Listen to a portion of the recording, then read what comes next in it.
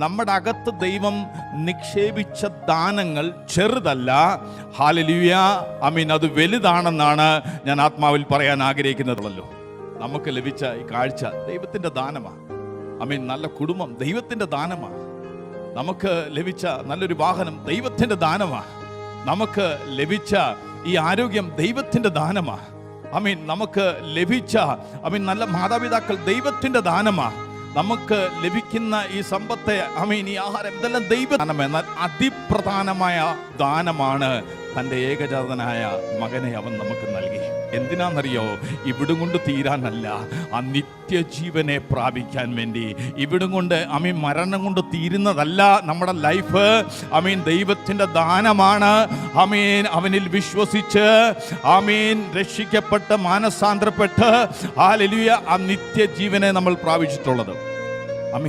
ക്രിസ്തു നമുക്ക് വേണ്ടി തകർക്കപ്പെട്ടു, അവൻ മരിച്ചു, അടക്കപ്പെട്ടു, മൂന്നാം നാൾ ഉയർത്തെഴുന്നേറ്റു. ആരാണ് ഉയർപ്പിച്ചത്? പരിശുദ്ധാത്മാവിന്റെ ശക്തിയാണ് ഉയർപ്പിച്ചത്. ആ ഉയർപ്പിന്റെ ശക്തി നിന്റെ അകത്ത്, ഈ മന്ദിരത്തിനകത്തുണ്ടെന്നാണ് ദൈവാത്മാവ് പറയുന്നത്. ആ ദാനം നിനക്ക് വേണ്ടി ചലിക്കട്ടെ ഞാൻ ആത്മാവിൽ പ്രാർത്ഥിക്കുന്നു. ആമേൻ. നിന്റെ അകത്ത് കിടക്കുന്ന ദാനം, ആമേൻ, മരിച്ചവനെ ഉയർപ്പിക്കുന്ന ദാനമാണ്. പിതാവിന്റെ ആത്മാവാണത്.